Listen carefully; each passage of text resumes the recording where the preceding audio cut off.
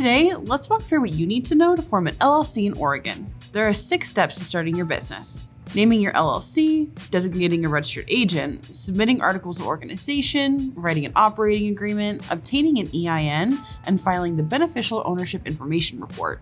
We'll also cover 3 steps to maintaining your Oregon LLC once you're up and running.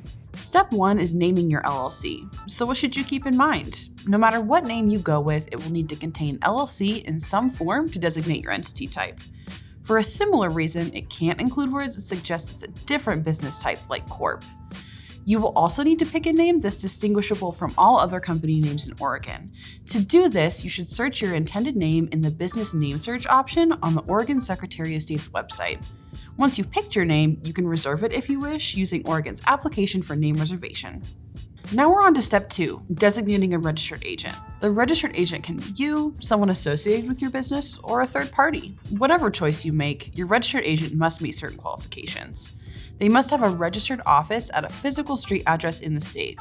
P.O. boxes don't count. They must be present at that registered office address during normal business hours to receive state mail and service a process on behalf of your business and forward it to you in a timely way. Once you've found your registered agent, you can move on to step 3, submitting your articles of organization, which will officially form your LLC. You must submit your articles of organization to the Oregon Secretary of State either online, by mail, or in person. You can file this paperwork yourself or hire a third party to do it for you. Everything included on your articles of organization will be included on the public record. So if you would like to keep your business address off the public record, where it could be easily added to junk mail lists, consider forming your LLC with a registered agent who will allow you to list their address in place of yours. On the articles of organization, you will need to include your full business name, registered agent information, address information, and information about your company's organizer, which is the party preparing the articles of organization. If you hire Northwest to form your business, we will appear as both the registered agent and the organizer on your filing.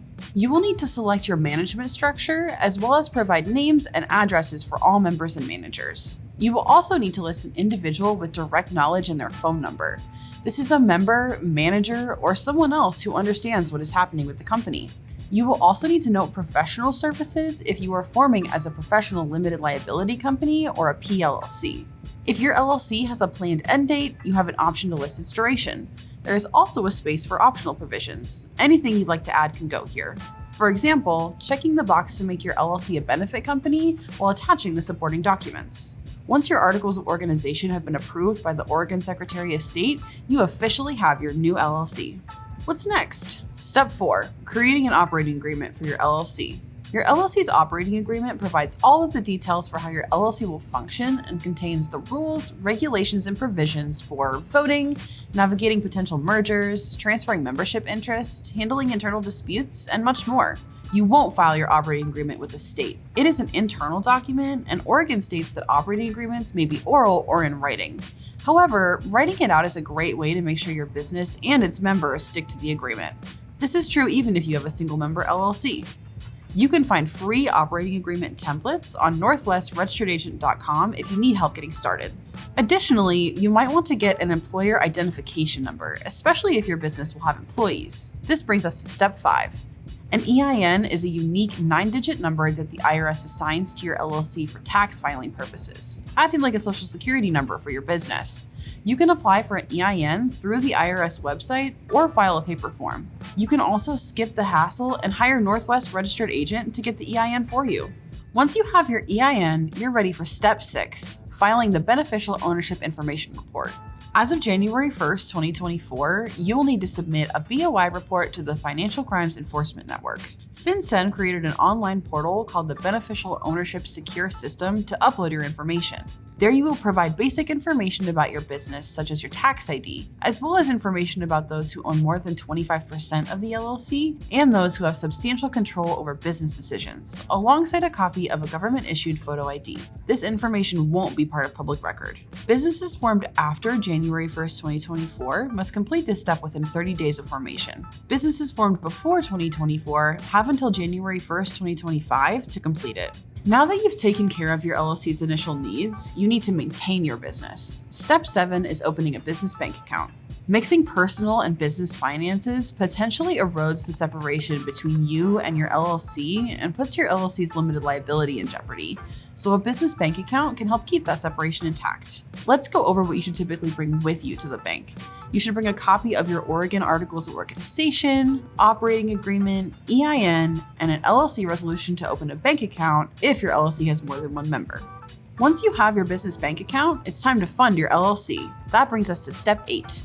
Members usually make their initial contributions by writing a check to the LLC's bank account, but they can also provide the LLC with property or services. It's worth noting that contributions in the form of property or services may have tax implications, so it would be wise to consult a business accountant if you're going that route. Now for the 9th and final step of maintaining your Oregon LLC. You'll need to pay taxes and stay up to date with state filings to keep your business in good standing. In Oregon, you will need to file your annual report with the Secretary of State every year, due on your LLC's anniversary date. While LLCs can elect to be taxed as a corporation, the IRS automatically treats your LLC as a pass-through entity. This means your LLC's annual profits will be distributed to its members, who then report those profits as income on their personal tax filings. In this case, members will pay the federal self-employment tax, which is 15.3%. Also keep in mind that if any of the information you reported on your BOI report changes, you have 30 days to report the changes. So that's the process for getting your Oregon LLC up and running. Name your business, designate your registered agent, file your articles of organization, draw up an operating agreement, obtain an EIN, and file your BOI report. Once that's complete, you can open up a business bank account, fund your LLC, and complete all filings to stay compliant with the state. We're here for you every step of the way. Call Northwest Registered Agent when you want more.